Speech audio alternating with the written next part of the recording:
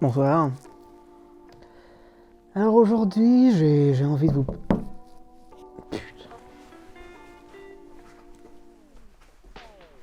Non. Salut, tu m'ouvres? Non, Captain, on en a déjà parlé. Tu passes par la porte. Mais je vole, Mais- allez, ouvre. Mais je m'en fous que tu voles.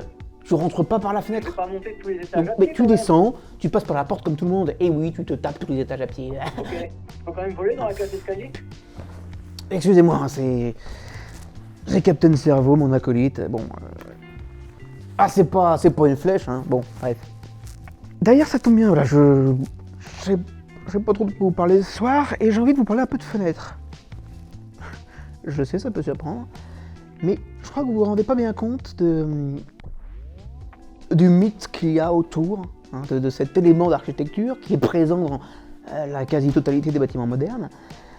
Car est-ce que vous pouvez me dire le nombre de fois où vous avez vu dans la fiction, bon, les films, séries, tout ce que vous voulez, donc, le nombre de fois où vous avez vu quelqu'un passer par la fenêtre pour profiter de l'effet de surprise?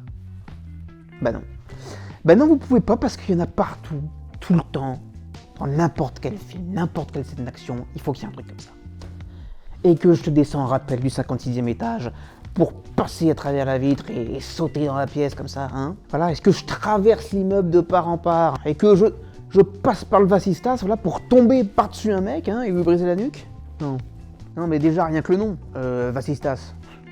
Personne n'a envie de passer par là, hein. Dans la réalité du terrain, dans la vraie vie, hein, il est beaucoup plus facile et beaucoup plus efficace de passer par la porte, tout simplement. Non, parce que suivant la nature du verre, hein, il peut s'avérer très difficile, voire impossible, de passer au travers. Ça, les gens s'en rendent pas compte, hein. Et du coup, il y a un mythe qui est entretenu comme ça, à chaque scène d'action et tout, et puis c'est pour ça, des fois, on se prend des réflexions parce qu'on passe par la porte. Mais, écoutez, oui, comme tout le monde, on passe par la porte.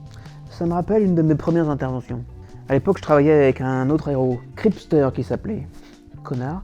Bref, et on était sur la piste d'un enlèvement d'enfant. Ça faisait 2-3 jours qu'on enquêtait dessus, et ça nous avait ramené à une maison au bord de la ville. C'était une grande maison très moderne.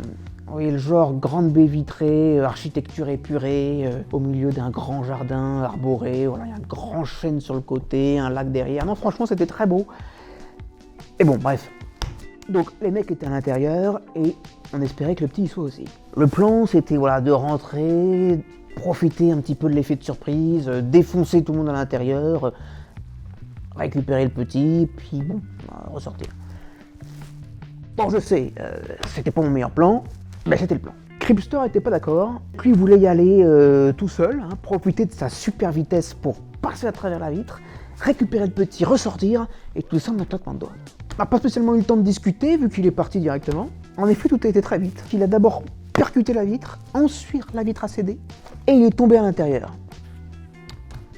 La vitre, verre anti-effraction, vitrage feuilleté avec polyvinyl butyral, classifié P8, la résistance la plus élevée, hein. Les tests ont montré qu'il fallait 70 coups de hache pour briser ce type de vitre. Ça, Cripster ne le savait pas. Il a quand même réussi à se relever à l'intérieur, hein. L'adrénaline, sûrement. Il est parti chercher le petit. Une fraction de seconde après, il revenait en courant. Les balles fusaient derrière lui. Et là, je sais pas. Je sais pas ce qui s'est passé. Un des nombreux morceaux de verre dans son corps a dû bouger, sectionner un truc quelque part. Je sais pas, du coup, sa jambe est partie totalement en vrille. Et là, il a lâché le petit. Et j'ai vu les deux corps partir à 80 km/h dans les airs. Dans ces moments-là, il faut garder son calme. Réfléchir et prendre la meilleure décision.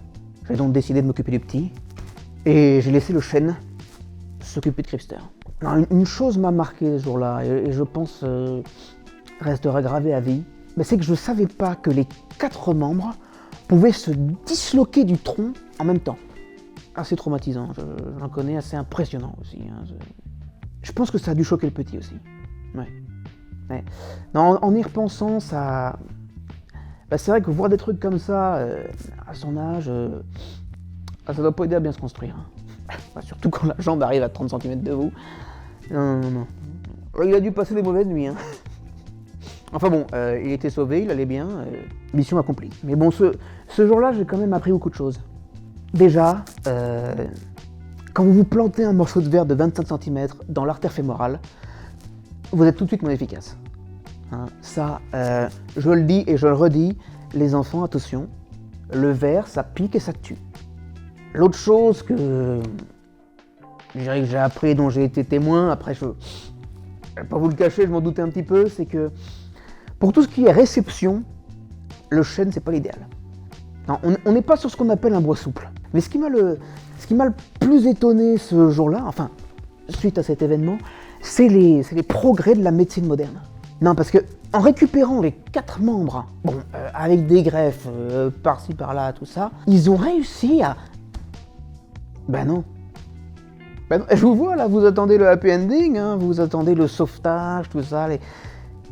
Quand vous rentrez à 80 km/h dans un arbre, c'est merci, bonsoir, au revoir d'être venu. Il n'y a pas de chirurgien, il n'y a pas de médecin, il n'y a pas de solution. C'est définitif.